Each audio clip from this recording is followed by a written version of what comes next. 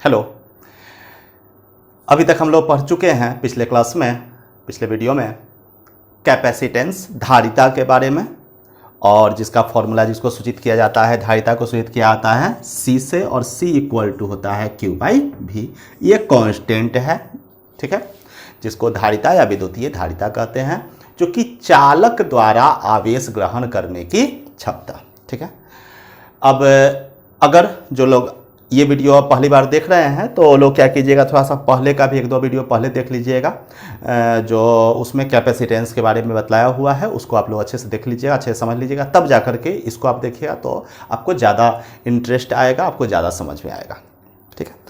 तो अब से जो पिछले क्लास तक हम धारिता तक पढ़ चुके हैं कैपेसिटेंस, जिसमें स्फेरिकल कंडक्टर का भी निकाले थे, ठीक है। धारिता मतलब क्या चाहिए? आवेश को ग्रहण करने का क्षमता। कोई भी कंडक्टर कितना चार्ज को स्टोर कर सकता है, उसी का जो कैपेसिटी होता है, जिसको बुलाता है कैपेसिटेंस, धारिता। ये ठीक उसी तरह से है कि कोई ही पानी का टंकी, वो टैंक जो होता है, कितना पानी को स्टोर कर सकता है, कितना पानी को जमा कर सकता है, वो जो उसका कैपेसिटी हुआ वही उसका कैपेसिटेंस हो गया, ठीक है। अब इसके आगे का जो वीडियो है, जो आज स्टार्ट होने वाला है, अभी से लेकर के इलेक्ट्रोस्टैट के आखिरी तक जो भी आएगा, बहुत ही इंपॉर्टेंट वीडियो है। इसका हर एक वीडियो को आप लोग बहुत ध्यान से देखिएगा, उसको नोट कीजिएगा, उसको समझिएगा। जहाँ भी दिक्कत होगी तो आप कमेंट में हमसे पूछिएगा।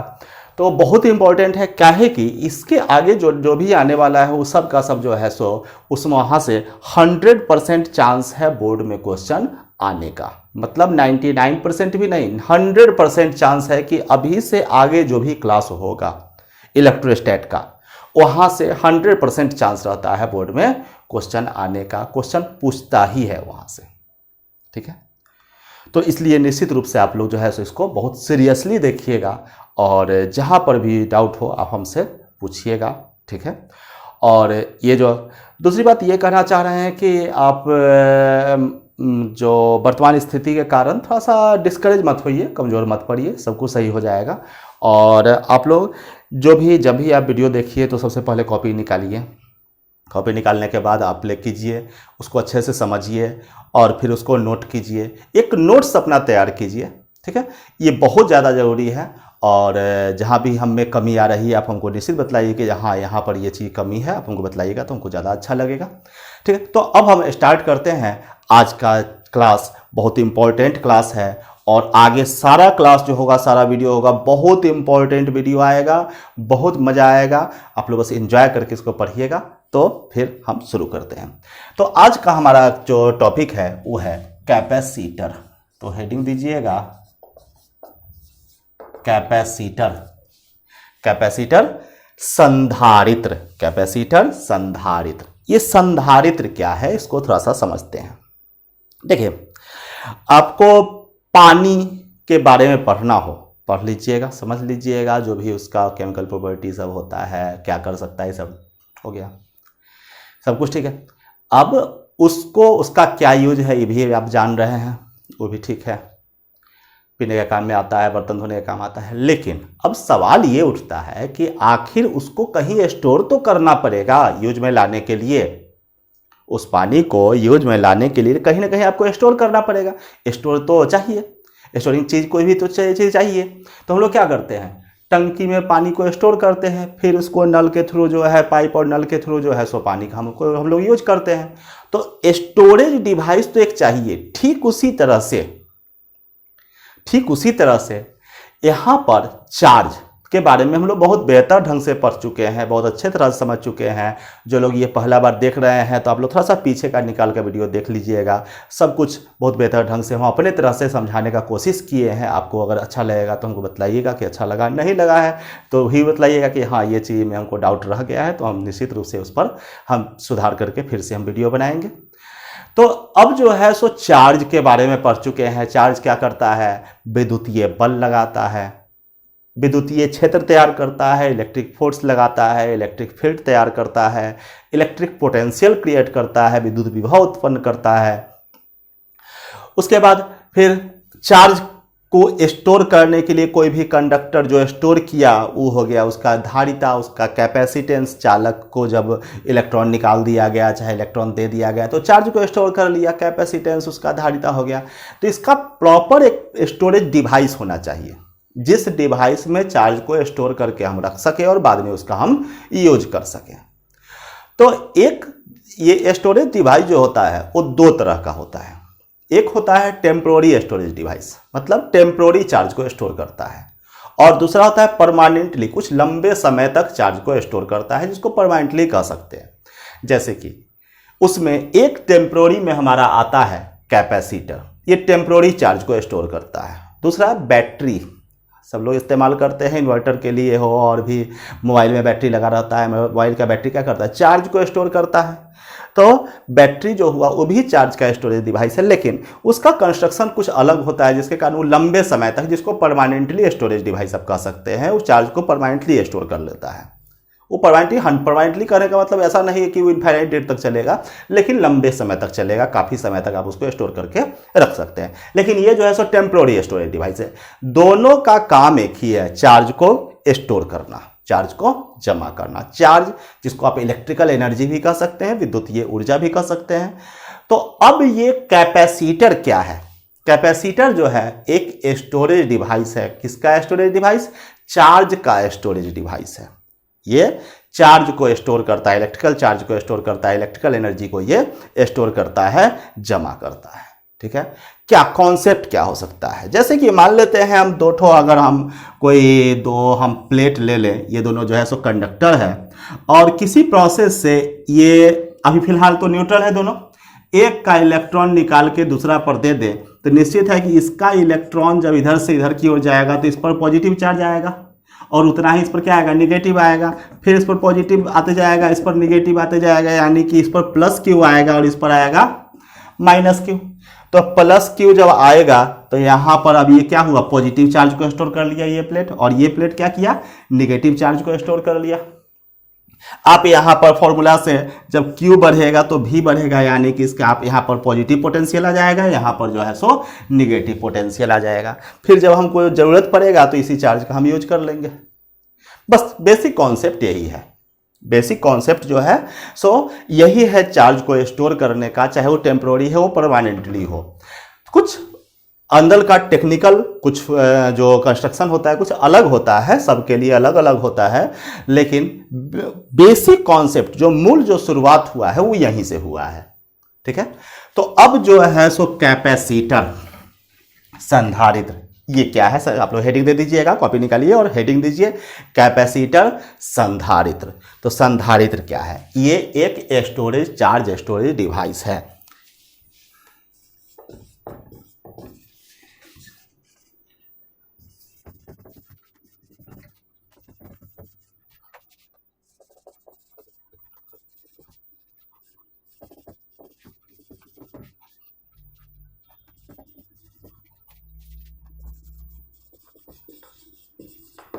चलिए, तो कैपेसिटर क्या हो गया?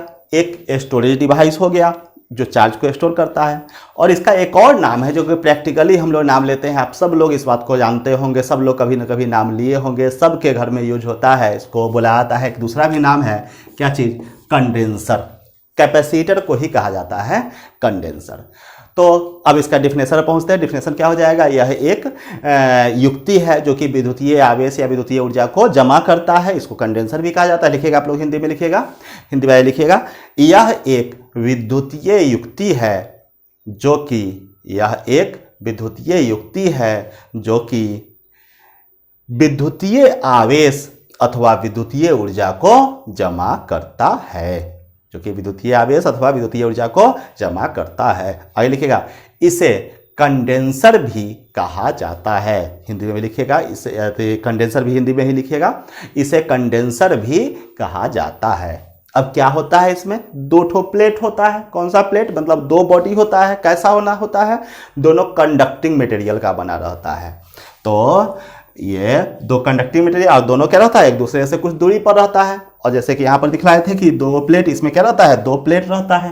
एक प्लेट यहाँ हुआ, एक प्लेट यहाँ हुआ, और दोनों कुछ दूरी पर। अब दोनों के बीच में क्या है? दोनों के बीच में नॉन कंडक्टिंग मटेरियल है। नॉन कंडक्टिंग मटेरियल में हवा हो सकता है, लकड़ी हो सकता है, और भी कुछ डाइलेक्ट्रिक में रूप से डाला जाता है, तो नॉन कंडक्टिंग डाला रहता है। तो अब इसमें इसके बारे में थोड़ा सा और हम लिख देते हैं। तो ये क्या हुआ, इसके पास क्या होता है? दो प्लेट होता है, किस चीज का? कंडक्टिंग मटेरियल का।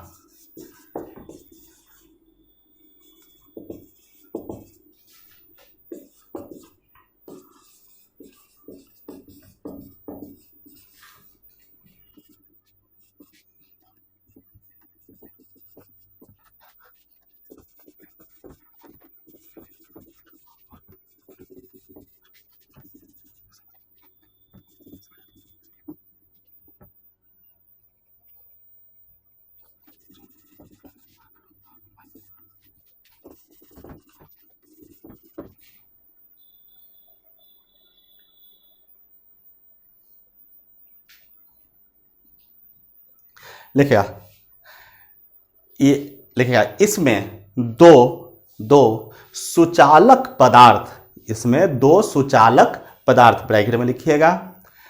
समतल प्लेट, बेलनाकार अथवा गोलाकार, ठीक है। इसमें दो सुचालक पदार्थ ब्रैकेट में लिख दीजिएगा, बेलनाकार, समतल अथवा गोलीय। चाहे सॉरी पहले लिख दीजिएगा समतल प्लेट, गोलीय प्लेट, बेलनाकार तथा गोलीय प्लेट लिख करके ब्रैकेट क्लोज कीजिएगा। होता है जो कि एक दूसरे से कुचालक माध्यम के द्वारा अलग रहता है। स्पष्ट है? तो अब जो है सो यहां पर इसका सिंबल क्या है? चूंकि इसमें दो प्लेट है तो इसका हम सिंबल लिखते हैं संकेत। इसका संकेत चूंकि दो प्लेट है इसलिए इसका इस तरह का संकेत दिया जाता है। यहां देख लीजिए, ये जो हुआ सो ये दो जो है सो दो प्लेट का ये संकेत करता है, ऐसा होता है, और एक ऐसा भी होता है सिंबल, इस तरह से। दोनों में अंतर ये है कि ये जो होता है फिक्स्ड कैपेसिटर है, फिक्स्ड कैपेसिटर, और ये जो है सो वेरिएबल कैपेसिटर इसको कहा जाता है।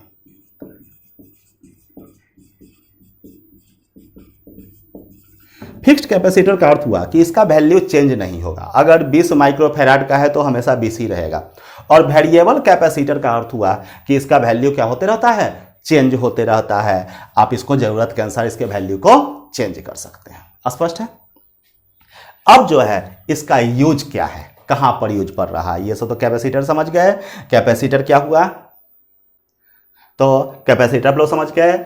कैपेसिटर क्या हुआ कि दो प्लेट होता है, कंडक्टिंग मटेरियल का बना रहता है, और दोनों अलग अलग रहता है, जो कि इलेक्ट्रिकल चार्ज को स्टोर करता है। आप लोग इसका ये क्या बोलते हैं, इसका सिंबल समझ गए। हाँ, ध्यान ये देना है कि इसमें दोनों प्लेट पर जो चार्ज होता है वो इक्वल एंड अपोजिट होता है। यानी कि एक पर जितना अमाउंट में पॉजिटिव चार्ज रहेगा, दूसरा पर उतना ही अमाउंट में क्या होगा?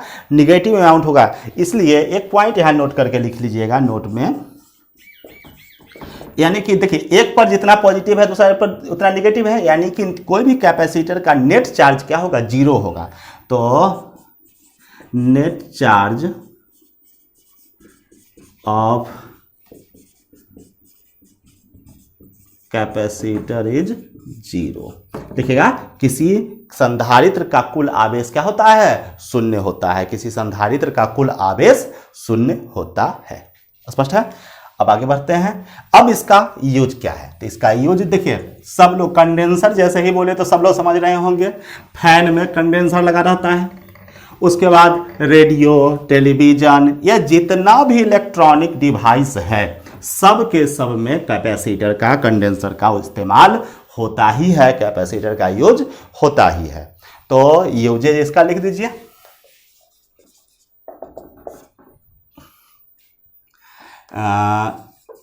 इन TV, television, radio, capital R से लिख दीजिए, radio and all types of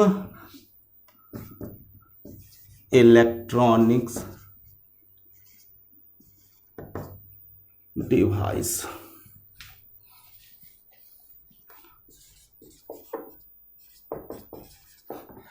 मुख्यतः इसका उपयोग किस में होता है? रेडियो में, टीवी में और सभी प्रकार के विद्युतीय युक्ति में, सब में कैपेसिटर का इस्तेमाल तो होता ही है। ठीक है, अब यहां पर आते हैं कि कैपेसिटर, जैसे कि हम बतलाए कि दो ठो इसमें प्लेट होता है। वो प्लेट ऐसा भी हो सकता है, मतलब दो समतल प्लेट, प्लेन प्लेट भी हो सकता है, दो को बेलनाकार भी हो सकता है। जैसे कि एक ठो यहाँ पर प्लेट हो गया, जैसे कि एक ठो प्लेट इस तरह से बेलनाकार है, एक ठो बाहर से भी हो सकता है, एक ठो बाहर से भी, इसमें भी दो को प्लेट हो गया, ये वाला प्लेट हो गया, एक ठो बाहर वाला हो गया।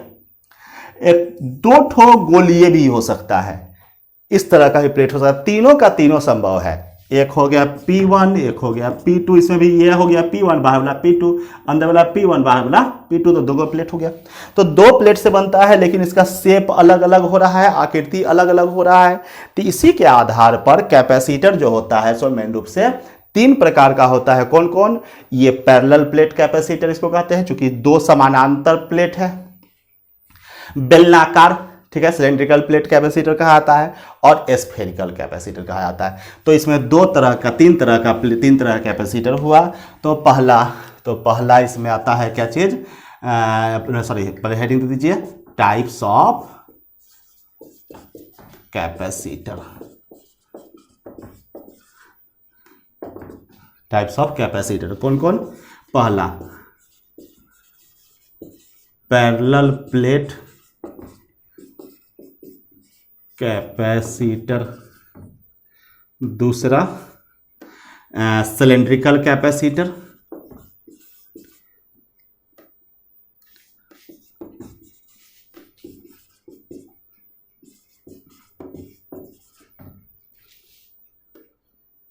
और तीसरा स्फेरिकल कैपेसिटर।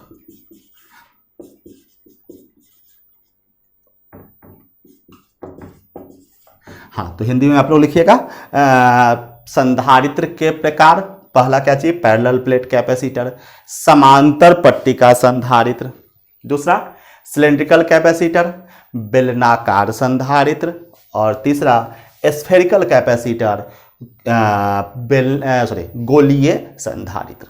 तो ये तीन तरह का कैपेसिटर होता है। पैरेलल प्लेट, जैसी सी बात है, दो पैरेलल प्लेट होगा इसमें, ये सिलेंड्रिकल और ये स्फेरिकल, जिसमें बोर्ड में जो क्वेश्चन आने का संभावना रहता है सिर्फ इससे, और कह सकते हैं कि सिलेबस में सिर्फ इसी के बारे में मेन रूप से पढ़ना है। ये सब का भी इंट्रोडक्शन दे दिया जाएगा। तो मेन रूप से हम लोगों को पढ़ना है किसके बारे में है? Parallel plate capacitor. बहुत इंपॉर्टेंट है और कह सकते हैं कि बोर्ड का फेवरेट क्वेश्चन है। अभी तक कुछ स्टेट बोर्ड में जो है सो इसमें 8 बार 10 बार आ चुका है। कोई बोर्ड तो कंटिन्यू एक ही क्वेश्चन पूछते जाता है, लॉन्ग क्वेश्चन, और यहाँ से जब भी आएगा तो ये लॉन्ग क्वेश्चन ही आएगा। बहुत इंपॉर्टेंट है। तो अब हम लोग अगले क्लास में पढ़ेंगे किसके बारे में? पैरेलल प्लेट कैपेसिटर, समांतर पट्टिका संधारित्र। ठीक है, बहुत इंपॉर्टेंट है। आप लोग हर एक वीडियो को पूरे ध्यान से देखिए, समझिए। जहां भी दिक्कत हो रही है कमेंट पूछिए, जहां हम में कमी आ रही है हमको बताइए कि हाँ यहाँ पर कमी है, हम निश्चित रूप से उसका समाधान करेंगे। ठीक है, तो फिर मिलते हैं अगले वीडियो में।